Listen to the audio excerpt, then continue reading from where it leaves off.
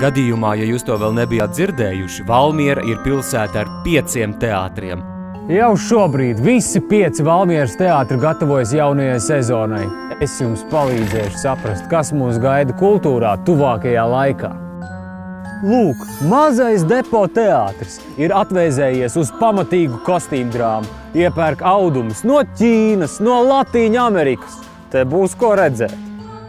Starpkultūru kamerteātris. Tas ir vienīgais teātris, kurš šobrīd slēdz līgumus ar ārzemniekiem. Pirms tam mums ir bijuši viesmākslinieki gan no Somijas, gan no Maltas un Japānas, bet šogad mums būs īpaša programma no Igaunijas. Nu, ar šo ēku laikam nav jāiepazīstina. Te es strādāju.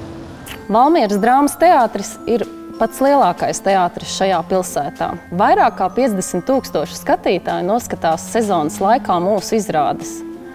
No tām 12 ir jauniestudējumi. Pilnīgi brīvs un atvērts gars valda jaunatnes brīvajā teātrī, kurš tepat neiespringst uz telpām. Viss notiks vasarā, brīvā dabā. Brīva telpa un brīvs gars jaunatnei ir svarīgāks par visu.